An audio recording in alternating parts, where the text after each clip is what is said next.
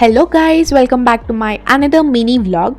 మళ్ళీ మా నేబర్స్ అందరం కలిసి ఎక్కడికి వెళ్తున్నాము అనుకుంటున్నారా? సో ఎస్, 1 year బ్యాక్ అందరం కలిసి ఊటీకి వెళ్ళాం కదా. ఆఫ్టర్ 1 year మళ్ళీ లాంగ్ ట్రిప్ అనుకున్నాము, బట్ కుదరలేదు. టికెట్స్ దొరకలేవు, టైం సెట్ అవ్వలేదు. మళ్ళీ స్కూల్స్ కాలేజెస్ ఓపెన్ అవుతాయని చెప్పి అట్లీస్ట్ 1 day ట్రిప్ అన్న వెళ్ళేసి రావాలి అని ప్లాన్ చేసి మేమైతే ఫైనలీ ఆఫ్టర్ మెనీ డిస్కషన్స్ 1 dayలో ఈ ప్లేస్ అయితే ఇంకా అలా మార్నింగ్ 5 అన్న దగ్గర 6:30కి మా ఇంటి నుంచి స్టార్ట్ అయిపోయి ఆన్ ద వేలో టిఫిన్స్ చేద్దాం అనుకున్నాము. ఇంకా అలా ఒక దగ్గర జైన్ టెంపుల్, ఆయ్ మాతాజీ టెంపుల్ కనిపించిందనమాట. నాకు ఆల్మోస్ట్ ఈ జైన్ టెంపుల్స్ అన్ని ఆర్కిటెక్చర్స్ ఒకేలా అనిపిస్తాయి. రీసెంట్గా నా ఫ్రెండ్తో వెళ్ళిన జైన్ టెంపుల్ కూడా సిమిలర్ ఆర్కిటెక్చర్. ఇంకా అలా బయట టిఫిన్స్ కంప్లీట్ చేసుకొని మేము అనుకున్న లొకేషన్కి స్టార్ట్ అయిపోయాం. అలా after 2 to 3 hours of journey 6:30కి స్టార్ట్ అయిన వాళ్ళము 9:30, 10 లోపు రీచ్ అయిపోయామన్నమాట.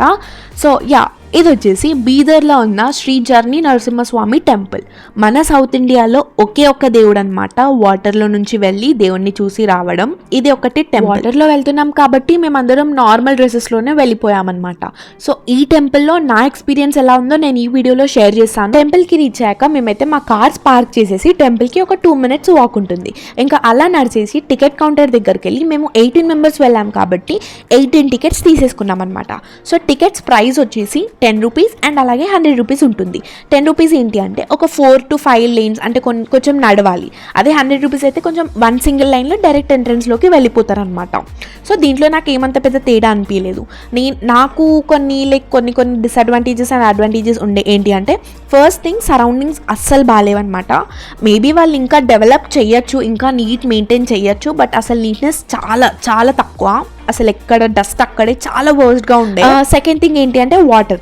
సమ్మర్ సీజన్లో వెళ్ళే వాళ్ళకి చాలా ఇబ్బంది అవుతుంది. అసలు ట్యాప్స్ లేవు, అసలు వాటర్ లేవు, మధ్యలో ఫ్యాన్స్ లేవు, కూలర్స్ లేవు అనమాట. చాలా ఇబ్బంది ఫేస్ చేసాము. ఇంకొకటి థర్డ్ థింగ్ ఏంటి అంటే ద వాటర్ స్మెల్. ఇక్కడ బయట కొంచెం వాటర్ ఫ్లో అవుతుంది, అక్కడ చాలా బ్యాడ్ స్మెల్ వస్తుంది. కానీ ఇంకో ప్లస్ పాయింట్ ఏంటి అంటే ఈ వాటర్ చూడడానికి కలర్ ఇలా ఉన్నా అస్సలు స్మెల్ రాలేదన్నమాట లోపలికి వెళ్ళాక. ఇది వచ్చేసి ఒక 200 meters వాక్ ఉంటుంది. 200 meters నడిచాక మళ్ళీ అందులోనే ఎగ్జిట్ ఉంటుంది అనమాట. లైక్ అలానే వెళ్ళి నరసింహస్వామిని దర్శనం చేసేసుకొని మళ్ళీ అలాగే బయటకు వచ్చేసేయాలి.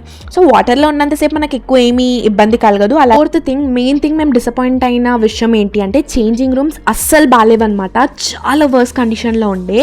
I request you guys to take any portable changing tent అని నేను చెప్పచ్చు. That is very best. Phones అయితే అలాగే, వాటర్ బాటిల్స్ పక్క క్యారీ చేసుకోండి. So these are the things I wanted to share with you guys. కాకపోతే ఈ టెంపుల్ మస్ట్ విజిట్ టెంపుల్ అబ్బా, చాలా క్రేజీగా ఉంది. ఫ్యామిలీస్, ఫ్రెండ్స్తో వెళ్తే ఇంకా ఎంజాయ్ చేయొచ్చు. ఇంకా నరసింహస్వామిని కూడా చాలా బాగా దర్శించుకోవచ్చు అనమాట. మా మమ్మీ వాళ్ళు అయితే చాలా బాగా ఎంజాయ్ చేశారు. స్టార్టింగ్లో కొద్దిగా భయపడ్డారు, బట్ దర్శనం బాగా కంప్లీట్ చేసుకొని మేమైతే బయటకు వచ్చేసాము. Stay tune for part 2.